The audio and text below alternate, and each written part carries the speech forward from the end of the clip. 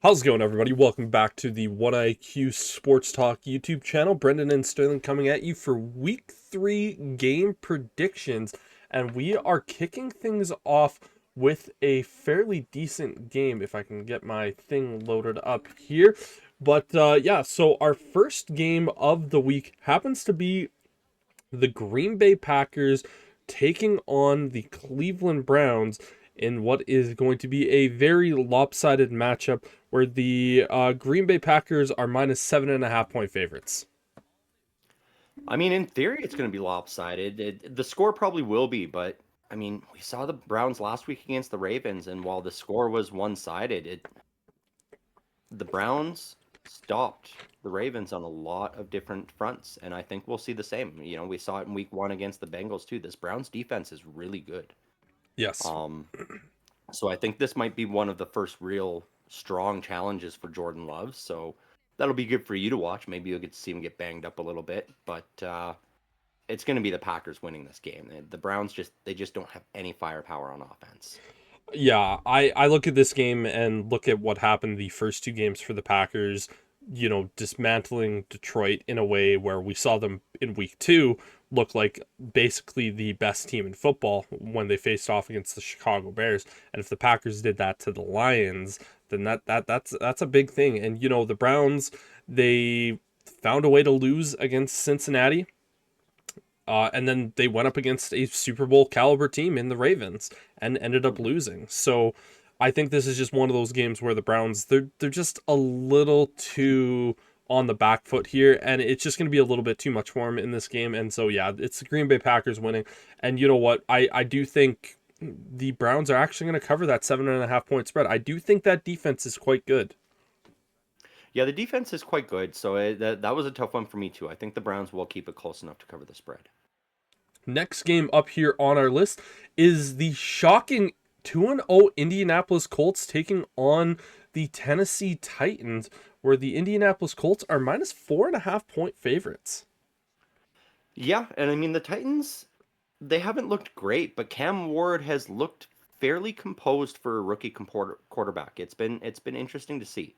You know, he's been moving the ball around well. He hasn't been panicking, so it bodes well for the Tennessee Titans continuing to evolve and grow, but the Colts, with this reemergence, or I guess initial emergence of Daniel Jones since leaving New York all of a sudden, and like I think in fantasy points he's top 3 or top 5 right now, which is It's just insane insane. to think about.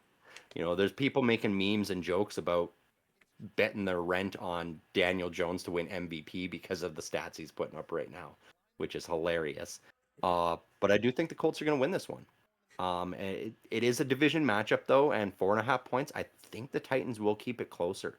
I think it's going to be a 2 to 4 point game, and so the Titans will cover that spread. Yeah, the Indianapolis Colts kind of remind me of what we saw from the New Orleans Saints last year, where they started out 2-0. That offense seemed virtually unstoppable in a lot of ways. And I just remember going like, man, like I was expecting this team to be really, really bad, and they started out this good. And then week three came around for the Saints, and it was kind of just downhill from there. And I wouldn't Yeah. be shocked to see the Tennessee Titans get their first win of the week or first win of the season here, where it's just this Colts team is just firing on all cylinders. They're just playing a little too well here at the moment. Again, they haven't punted the ball yet. Daniel Jones is looking like prime Peyton Manning out there. We're all just sitting back going like, this has to come crashing back down to earth. I wouldn't be shocked to see this Tennessee Titans team be the team that sends them back down to earth. But with all that being said, this Titans team is bad. Like this isn't one of those like, oh, they had the first overall pick and they just kind of had some bad luck. They were a lot better than what they seemed. This Titans team was just bad last year. They don't have any weapons for Cam Ward. Cam Ward is just trying to do anything he possibly can. Like we talk about memes. There was a meme of Cam Ward going like, Cam Ward is just Will Levis. It's just his stuff is succeeding. Yeah. And with that being said, I think the Colts have a much better defense than I think we've been giving them credit for. And for that reason, I'm going to pick the Colts to win this game, but I do think it's going to be close. I think the Titans will cover that 4.5 point spread. Next game up here on our list, I guarantee both of us have this as our garbage bowl game of the week, where it is the 2-0 Cincinnati Bengals taking on the 1-1 Minnesota Vikings, where Jake Browning is the quarterback for the Bengals and Carson Wentz is the starting quarterback for the Vikings. Yep, the backup bowl. It's going to be an interesting game, and we'll touch on this one a little bit later too when we get to this or that. But I don't know, man. I said it before the year started that Bengals O-line was going to get Joe Burrow killed, and while they didn't get him killed, they definitely got that toe killed. Like that turf toe injury is bad, with him being out at least 3 months. So maybe he comes back for the playoffs if the team's good enough. I don't know if any other quarterback is capable of elevating this Browns team to be that good, though. Initially, I had the Bengals to win this before I saw that JJ McCarthy was out as well. Once I saw JJ McCarthy was out, though, and Carson Wentz was in, I just have a little bit more confidence in the Wentz to Justin Jefferson connection than I do in the Jake Browning to Jamar Chase connection. And so I flipped my pick, and I'm going with the Vikings to win this game. Yeah, and it is a 2.5 point spread. I don't know if I mentioned that at the start. For But the yeah, Vikings? for the Vikings, yes. Yeah, the Vikings cover that spread as well. The Bengals have been struggling to put points up. Yeah, this was a tough week for game picks. There was 3 games where it wasn't where like I actually had to spend like a day like sitting on and going like I don't really know what to expect here. And this was one of those games because you just have a situation of where other than that 1 quarter of football for the Vikings, their offenses look terrible. Like it has looked quite bad. Mm-hmm. And for the Bengals, I mean, they started to get some things going in that second game before Joe Burrow ultimately got hurt. But it was one of those things where you're just like, man, like this is a really, really tough situation and tough game to pick. Jake Browning has been in this system for quite a long time, knows the system, has played in it, has been in relief for Joe Burrow, and won some games for this team. Carson Wentz is new to this system, but he's kind of one of those like Sam Darnold situations of where he's going to come to a team with Kevin O'Connell and Kevin O'Connell's going to get the most out of him. And so for that reason being, I'm picking the Minnesota Vikings just because I trust the coaching staff a little bit more. And it's not necessarily who has the better weapons, because I think you could argue that these are the 2 best wide receivers in football. And, it's basically going to be like, who wants it more?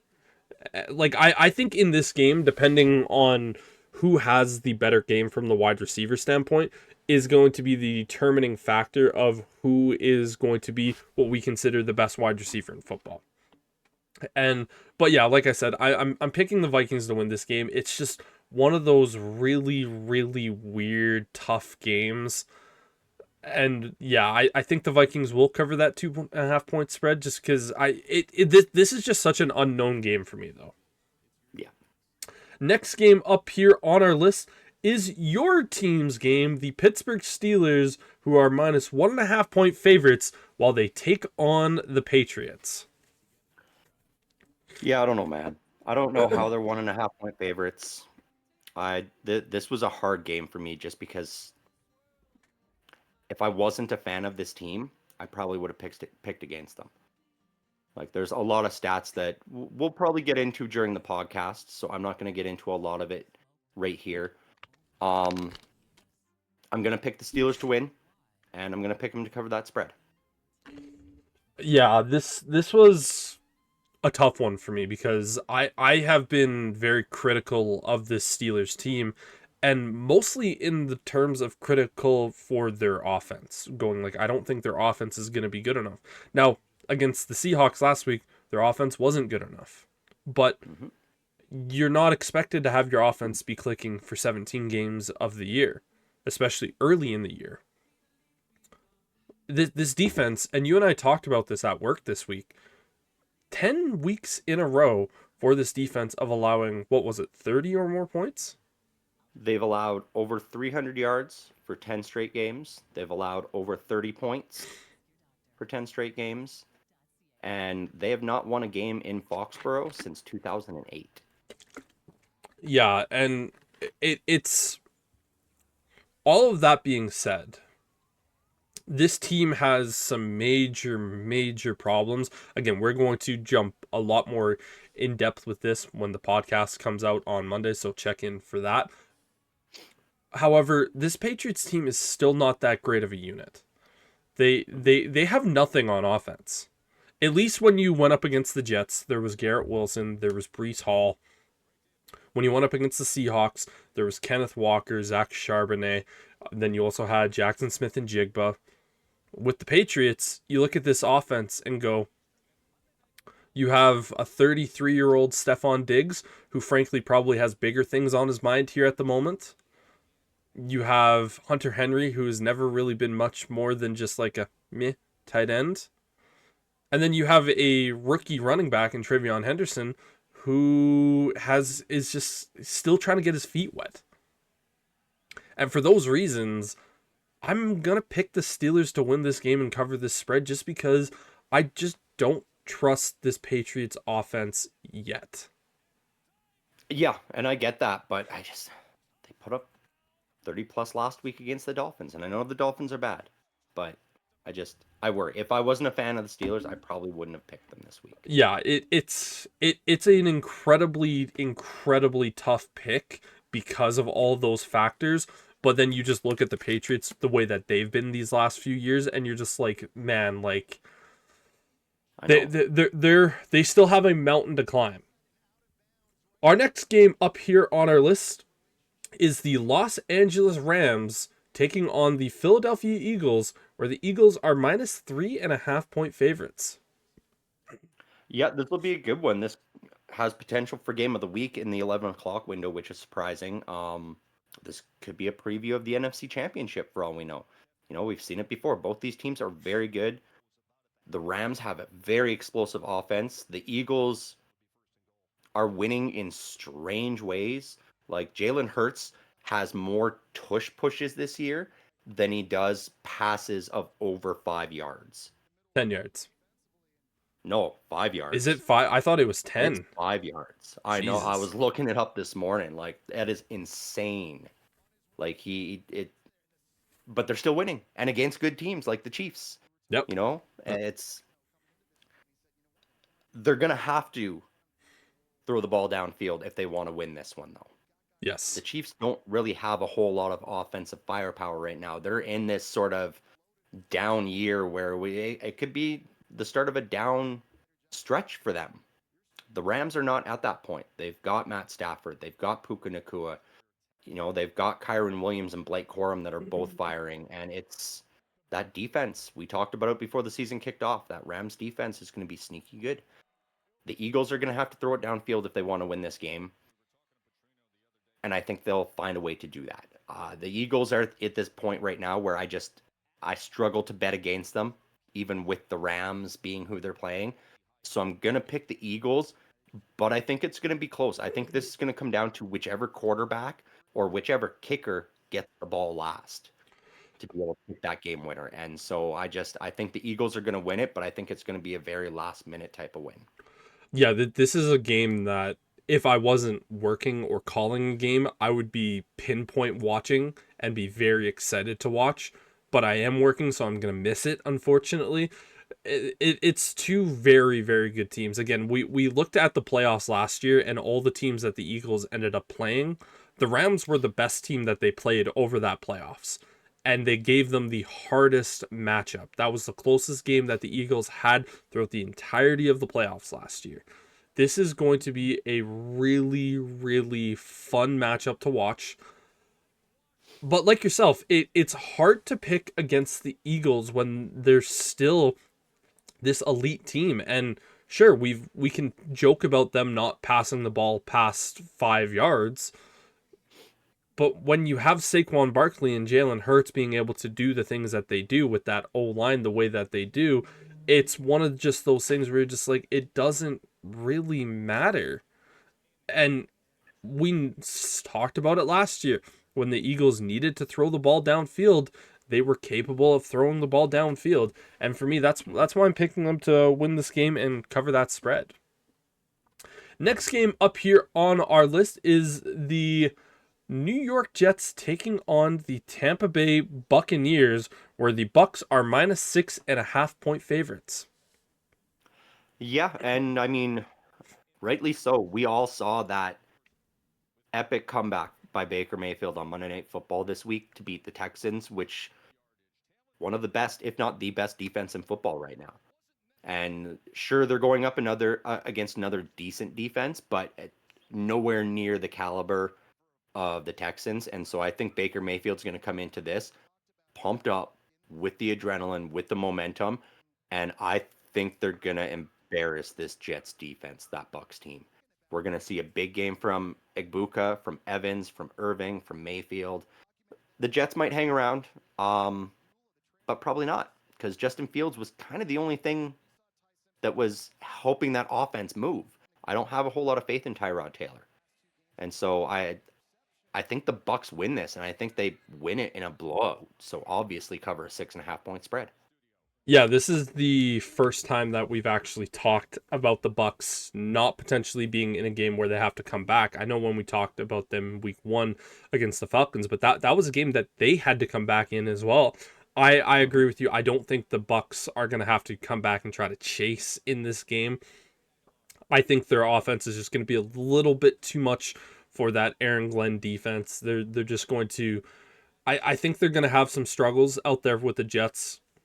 Tyrod Taylor coming in, he can, like, he'll get you a couple of points. He'll get you maybe 1 or 2 touchdowns from a passing standpoint, but it's going to be the Bucks all the way. And I don't think that this Bucks team is really going to be pressured a ton by this Jets squad. And so, yeah, I think they win this game. They cover that spread. It's going to be a tough day for Jets fans going 0-3.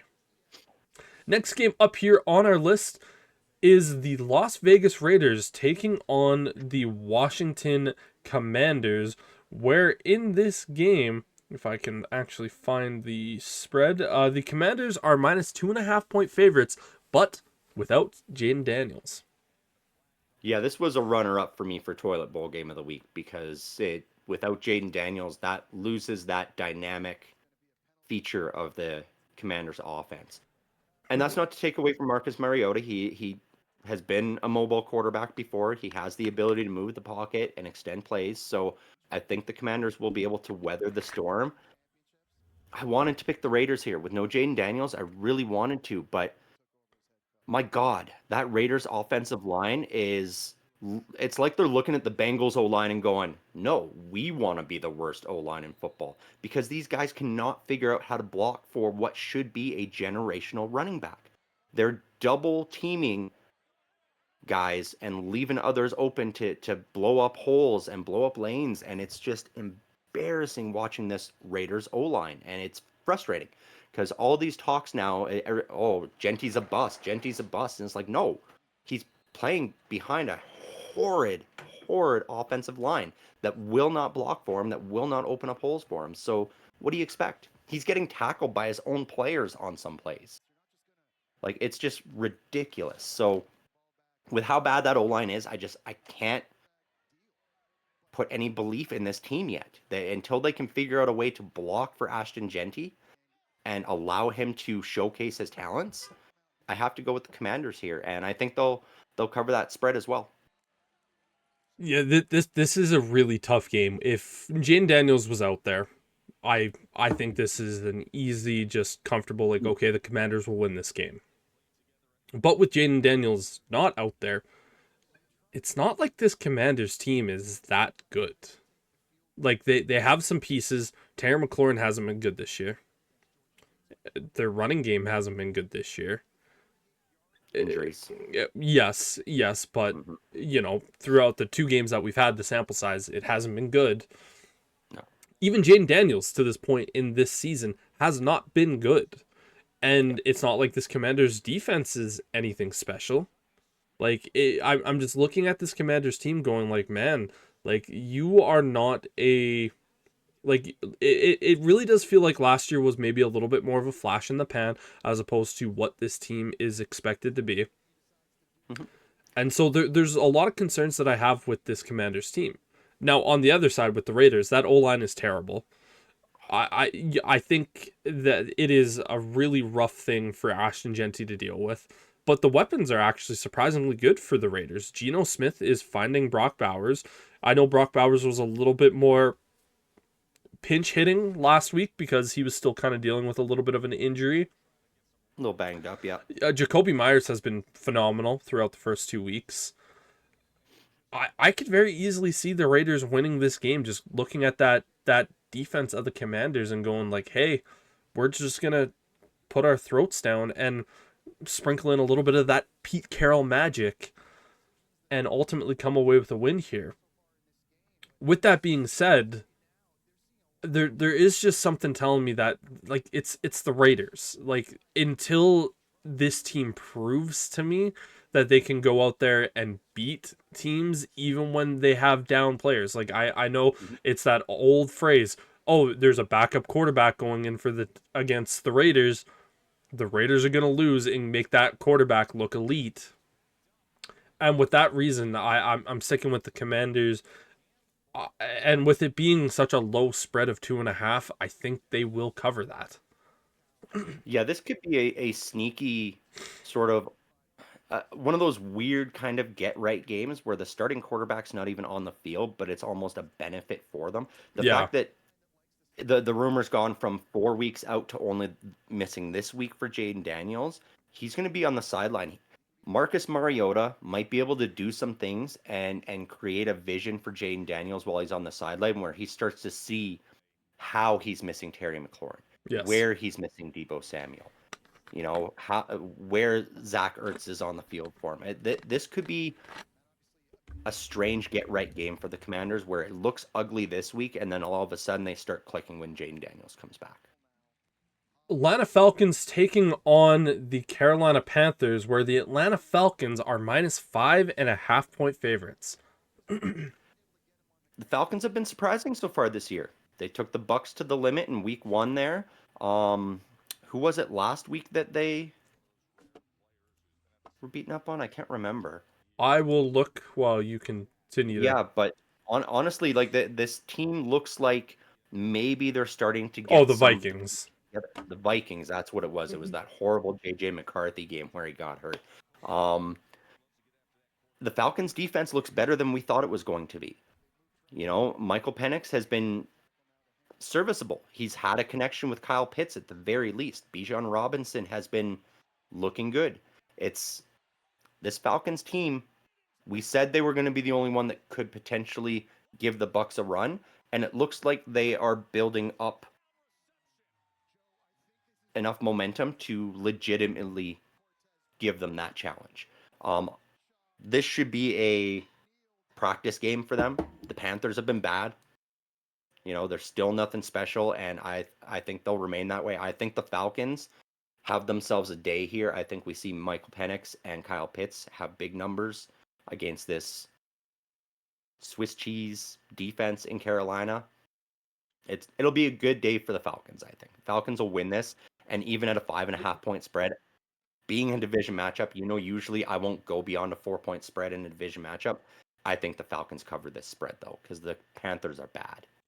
Yeah, I look at this game and go, there it's a tale of two teams. One where the Panthers are supposed to be on this uptick this year, and the Falcons are also supposed to be on this uptick this year. One team is looking like that, while the other team is looking like the well, it's that the Panthers are looking worse than what they finished off with last year.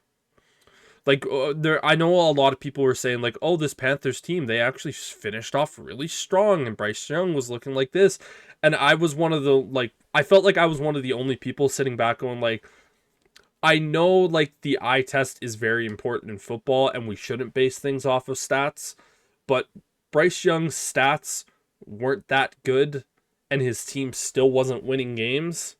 So like, I know I'm not watching that, but going like, man, what are we doing? And Hmm. this year, has been worse.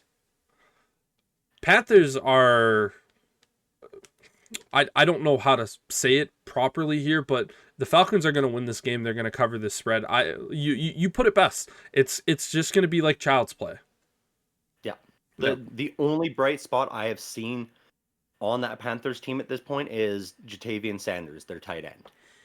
He's been like the only outlet for Bryce Young, and I think that's just because he's right there in the middle of the field within 7 yards of the line where, Bryce Young is just like, and it just gets to Sanders every time. So that's the only bright spot I've seen on this team in any facet of the game. Next game up on our list is the Houston Texans taking on the Jacksonville Jaguars, where they have the Jaguars at -1.5 point favorites. Yeah, not surprising. The Texans have not been able to get much going on offense. They had a game locked up last week. Their defense kept them in that game against the Bucks until the very end, but the offense could not put points on the board, and that's because this O-line does not give CJ Stroud enough time to do anything with the weapons he's got. And on the bright side, I think last week was probably a very good confidence builder for this Texans defense, how they were able to keep an explosive offense like Baker Mayfield, Emeka Egbuka, Mike Evans all in check. And they look at this Jags team and go, you're not as good as Baker Mayfield and Mike Evans. I think we can stop you, and I think they will. I think this defense takes this game over and tempers the momentum for the Jags after last week's game and doesn't let them do all that lucky touchdowns, lucky last minute plays that they were getting on every drive they seem to be running. The Texans defense will take over this game and the Texans are going to win this. Yeah, I think the Texans defense is really, really good. I think the weapons that CJ Stroud now has with Nico Collins and some of the second round draft picks at wide receiver are quite good. I still struggle so much with the Jags, man, with Trevor Lawrence being at this stage of his career where it's just like, man, like all he needs to do it feels like we're just at this point kind of similar to where we're at with Kyler Murray, where it's just like, man, there's just so much where it's just like how much more leeway can we give you? And now granted, I haven't watched the Jags so far this year. They've just been one of those teams that's kind of eluded me thus far, so I haven't really seen how Trevor Lawrence has looked. I know the Jags defensive line is pretty good. I just don't trust Trevor Lawrence yet, man. I don't. And I trust CJ Stroud a lot more even with that brutal offensive line. I just look at this and go, like, that Texans defense is for real. Again, going up against the Buccaneers and performing that well, going up against the Rams offense and performing that well. This is a battle-tested defense immediately to start kick right off the gate. And so I think facing those two offenses, going up against this Jags offense, I think it's going to be like a little bit of like, we can take a breath, guys. We can take a little bit of a breather. Now, we still need to play like we're playing those defenses, but we're not running at 1,000 miles per minute. Like we can sit back and go, take a deep breath, in, out, play football. And for that reason, I think the Texans win this game, and they get their first win of the season. Next game up here on our list, and it is the first of our 2:00 window. It is another divisional matchup. This time, the Denver Broncos taking on the Los Angeles Chargers, where the Chargers are -2.5 point favorites. Yeah, this should be a good one. I mean, Justin Herbert's looked great since the season started. We talked about at the beginning of the season where we think he might be on the MVP trajectory this year, much like Josh Allen was last year. And I see no reason for that to change. In fact, it might just help build that momentum going up against a good Denver Broncos defense and still being able to get that done. And I see no reason why it won't. I think the Chargers look at this divisional matchup and go, you're not the division team that we're worried about. It's the Chiefs, and we've already beat them. So we're going to beat you now. And I think they do. Chargers win this game. They cover that spread. Bo Nix has definitely been looking like he's having those sophomore slump struggles this year. Yeah, you're looking at a tale of two teams that were both expected to be good. The Chargers, I think, for the average fan, have exceeded expectations of what they were supposed to look like. And the Broncos have massively underperformed. In their week 1 win against the Titans, they didn't look good. Their week 2 loss against the Colts, they didn't look good. They literally had that game won, and then they just decided to screw it up and lose. And so like it's one of those things, man, where I don't think this Broncos team is going to have enough to go up against Harbaugh and Herbert and try to ultimately get this win. And like I said on our record our prediction videos for each of the divisions, I said I know I'm going against the benefit of the doubt for the Chiefs, but this Chargers team has all the makings to me of something that is going to be special. I'm still riding that train this year, and I don't think the Denver Broncos are going to be able to slow that down. They're winning this game and they're covering that spread. New Orleans Saints taking on the Seattle Seahawks, where the Seahawks are minus 7.5 point favorites. Yep. And as mad as I may be that this Seahawks team beat my Steelers last week, I'm you can't bet for the Saints this year. The Saints are bad. Yep. It is a dumpster fire. And so Seahawks are going to win this game.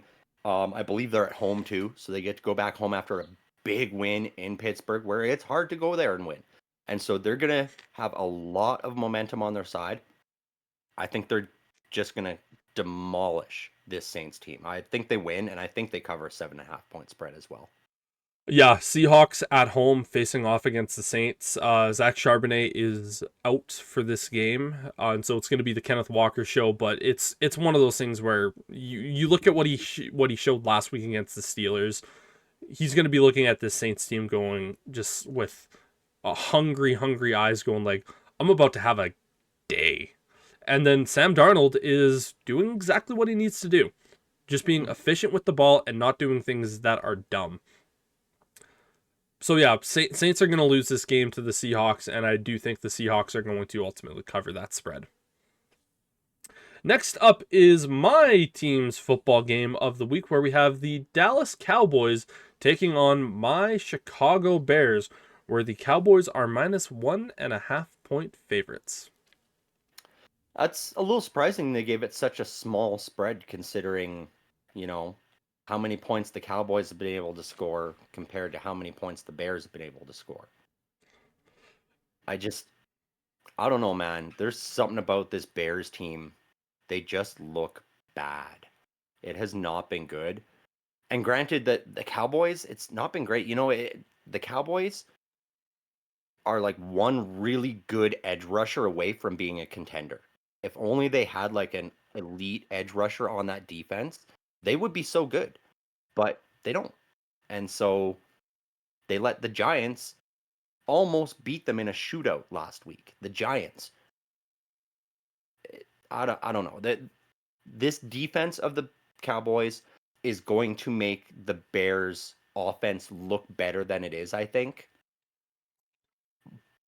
But the Dallas Cowboys offense, that they've been finding ways to get it done. Their run game is better than we thought it was going to be. Yes. They are getting it done there. And CeeDee Lamb, after that first week of having some struggles catching, he didn't have those problems last week. And so I don't think we have to worry about the Dak Prescott CeeDee Lamb connection right now. It's really just the Cowboys defense that's a concern.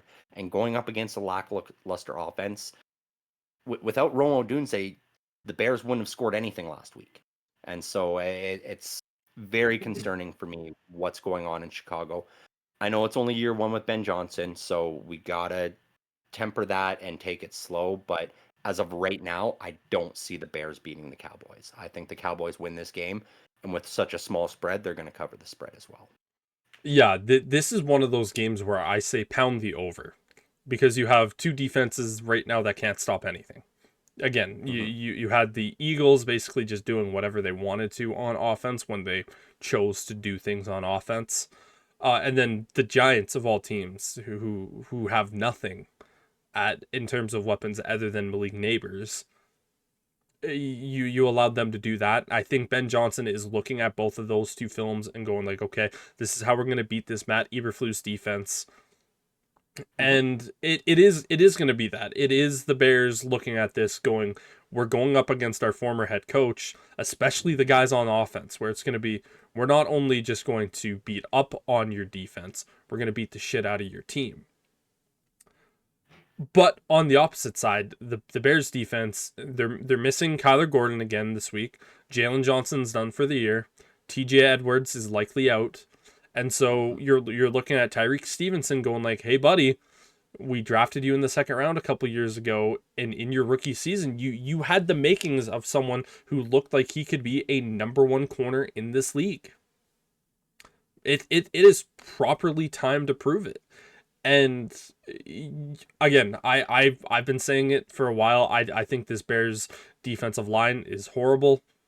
Montez Sweat has done fuck all this year for being paid $25 million a season. I think this game is going to be an absolute shootout. If you're an offensive fan like myself, you're going to enjoy this because you're going to get to see a lot of creative offense. But I do think the Cowboys are going to win this one just because I think they have maybe a little bit more experience in this offense with some of the players that they have. But it's like, I wouldn't be surprised if we see both of these teams somehow get to like 35 plus points each. Yeah. Next game up, we have the Cardinals taking on the 49ers, where the 49ers are minus 2.5 point favorites. Yeah, we got the first sampling of Mac Jones last week, and he didn't look bad for the 49ers. He was able to get the job done. But this Cardinals team has surprised a lot of people. Sitting at 2-0, nobody expected the Cardinals to be at 2-0 to start this year. And it hasn't been pretty, but they've been getting it done. And I think that's what this team needs to keep doing. They just need to keep playing their game and hope that these connections start panning out. I mean, there's a lot of talent on this offense, from Marvin Harrison Jr., Kyler Murray, Trey Trey McBride, McBride. James Conner, Trey Benson. There's a lot. And the 49ers defense hasn't been as good. That offense is still banged up in San Francisco. Honestly, I think the Cardinals go in there and I think they beat the 49ers here. I think they shock them. Yeah, this was kind of one of those coin flip games for him because you just look at it and go, okay, Mac Jones played decent for the 49ers last week. The 49ers just looked good last week. I'm not going to say they looked great or elite. They looked good. They looked They look perfect. like a Kyle Shanahan coach team. They exactly. They look like a Kyle Shanahan coach team. And when you have a Kyle Shanahan coach team, chances are you're going to be in the position to win a lot of football games. Mhm. And I looked at the Cardinals. While I think their defense has been a lot better than a lot of us have talked about, but here are the teams that the Cardinals have ultimately beat. In week 1, Mhm. they beat the Saints. That's not a really good indication of what you can kind of do this year. And I'm looking at week 2. They beat the Panthers. Yeah. So for both of those reasons, I look at this Cardinals team and go, you did exactly what you needed to do in those first 2 weeks, but you're going up against toddlers, essentially. It's Mike Tyson versus a toddler. Mhm. Mike Tyson should win those matches. Now you have a 60-year-old Mike Tyson going up against, Tyson Fury. Both guys could theoretically win. Both guys could theoretically lose. But I'm taking the 49ers in this game just simply because the teams that they've had to beat, they've actually had to beat. And they're Mhm. capable opponents. While the Cardinals have just basically had to blow a kiss into the wind and they get a win. Our final game here of the Sunday night matchup, we have the Kansas City Chiefs, who are currently sitting at 0-2, taking on the 0-2 New York Giants, and the Chiefs are minus 6.5 point favorites. Yeah, battle of the 0-2s. The Giants, their offense woke up last week. It's like somebody sat Russell Wilson down and was like, "You have Malik Neighbors down there. Throw the fucking ball." Yeah. And he did. And Malik Neighbors was catching it. And Cam Scatabo is on the CTE Express, but it's fun to watch. He's running guys over, getting in the end zone now, making a solid case for being the RB1 over Tracy there. So it's the Giants are becoming that exciting, fun team to watch that we talked about at the beginning of the year. And the Chiefs have just been meh. I saw a stat too. The Chiefs have not won. They have not won in New York. They haven't beat the Giants in New York. Did the Chiefs go 0-3? This is the first time in the Patrick Mahomes era that they've lost 3 straight games. Do we make it 4? I'm going to say yes. I think the Giants are the ones that break the 0-2 streak here. I think the Giants beat the Chiefs. The Chiefs have more problems than what we're seeing right now. Their offense is struggling. Patrick Mahomes is not getting the calls anymore. He's not getting all those offensive holding calls like he was for the longest time. It seems as though the refs are not favoring him at the moment. Kelsey seems to be more depleted than we thought he was going to be, than what everybody's been predicting. I don't know, man. This Chiefs team, something tells me that Patrick Mahomes and the Chiefs might be entering that era of time like we saw with the Patriots, where Tom Brady won a few Super Bowls early in his career, and then he went over a decade not winning one. I think we might be seeing that era start here for Patrick Mahomes. We're going to see some struggles for the Chiefs. I think the Giants upset them. I agree with pretty much everything that you're saying, where I think the Chiefs are kind of in this era of where it's like over the next 5 to 10 years, you're not going to see this Chiefs team win a Super Bowl, which I think a lot of people are sitting back going, yay! And while I do think this Chiefs team has a lot of problems here at the moment, I don't think they are a bad enough team to look at the Giants and end up losing this game in New York. I think this is going to be, like we often talk about get right games. I think this is kind of the Kansas City Chiefs get right game of the season so far, where it's going like, listen, we have a lot of problems that we have so far. We need to go out there and prove to us, not anyone else, because we don't care about anyone else, but we need to prove to us that we can overcome some of these problems. And I just don't look at the Giants and go, they have anything to compete. Again, Trent McDuffie, I think, is going to be able to cover Malik Neighbors, or it's at least going to be a 50-50 battle.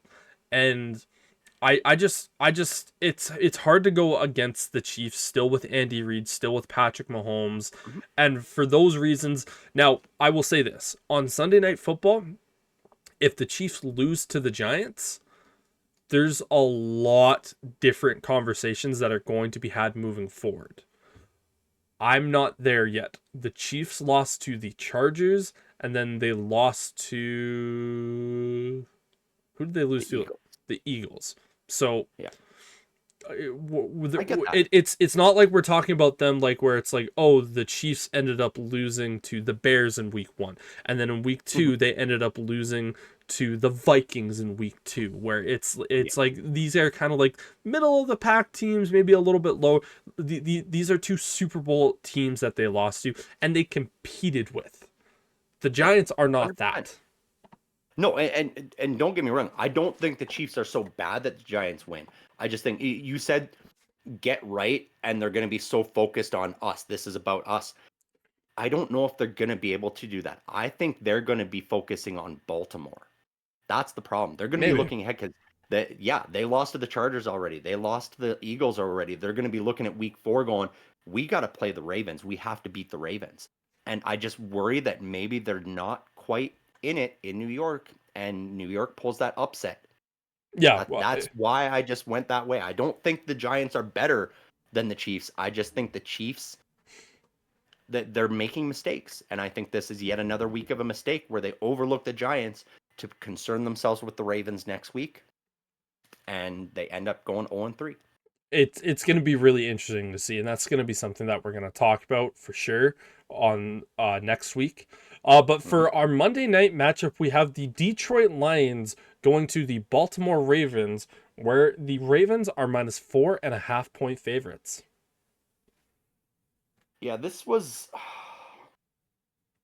probably one of the hardest games for me to pick this week, really, because the Lions offense looked like they went out there last week and they were like, "Oh wait, we can still play Ben Johnson's game without him here."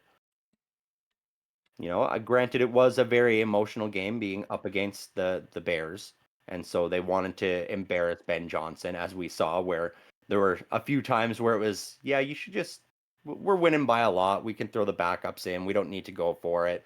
And Dan Campbell was like, no, fuck that guy. We're putting up 50 plus, and that's what happened. I that's not happening against the Ravens. This is gonna be a fun game to watch because both these offenses are very high powered. They've got different makeup. You got the Ravens where it's heavy run game, both sides of it, whether it's Derrick Henry or Lamar Jackson. And then you've got just so many offensive weapons for Jared Goff on the other side of it. It's going to be a fun Monday night game to watch. I think the Ravens are going to win it, though. I think the Ravens are just a little bit better all around and a little bit more confidently coached at this point. They're not quite trying to find their new identity in the same way the Lions are. So I think it'll be close. It'll be fun. It'll be entertaining. We're gonna see a lot of lead changes, I think. But ultimately it's gonna come down to Derrick Henry just running over this team and controlling that clock at the end of the game. Yeah, for myself, I'm looking at this game going, I have a lot more faith in the Ravens here at this moment than I do the Lions. Now, I look at what happened last week. Again, emotional game for both the Bears and the Lions.